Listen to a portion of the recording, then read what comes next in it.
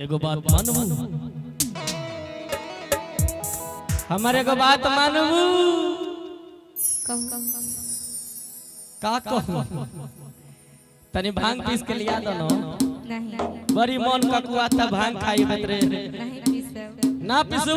नहीं पीसब। चल जान तहरा के छोड़ के कैलाश पर्वत पर रह जाई कुछ ठुआ के। हमहू आ जाए।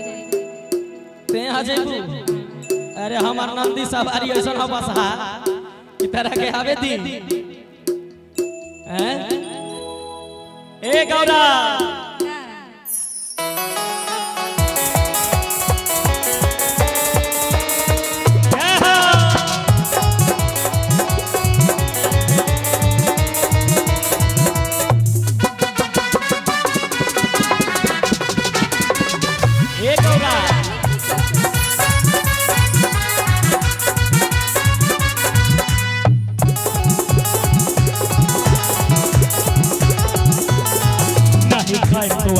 नहीं मिसरी मलाई, नहीं खान कुआ में बना है मिसरी मलाई, नहीं खान कुआ में बना है मिसरी मलाई। खाली भंगिया को पीस के दिया एक केस के मम्मी, एक केस के मम्मी बस पावर मांग किया। एक केस के मम्मी बस पावर मांग किया।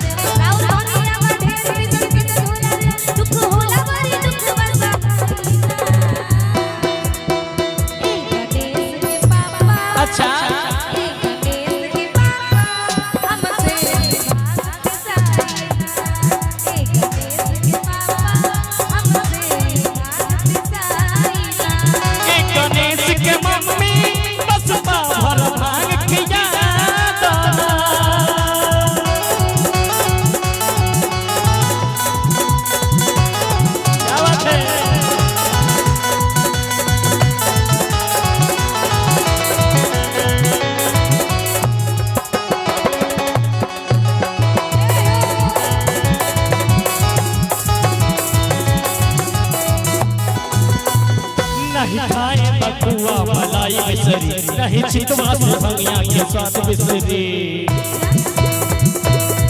नहीं खाए बटुआ मलाई मिसरी, नहीं चितवा से भंगिया के स्वाद मिसरी।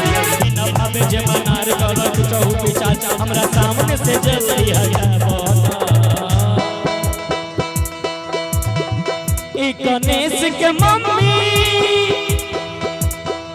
एक गणेश के महातारी, एक गणेश के मातर तनी भांग तू हमके खिया दर। एक गणेश के मम्मी बस पावर भांग खिया दर।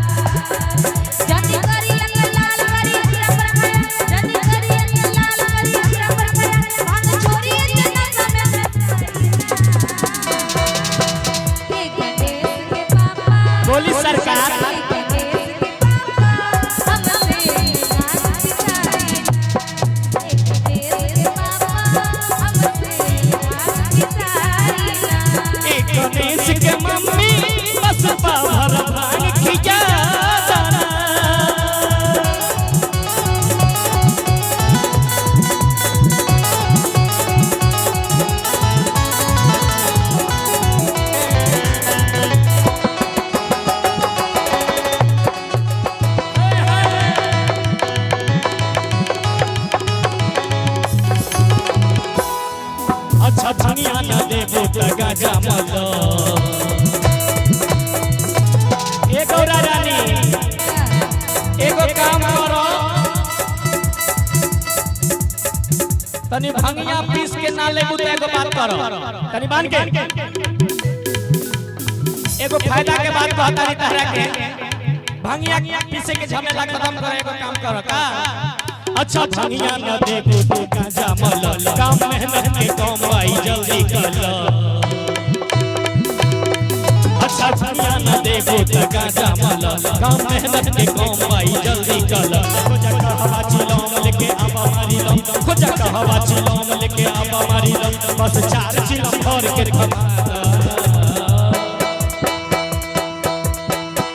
गणेश के मम्मी एक गणेश के मम्मी बस बाहर भाग किया एक गणेश के मम्मी हमसे पिसाईना आहा एक गणेश के मम्मी बस बाहर भाग किया गणेश के पापा हमसे पिसाईना एक गणेश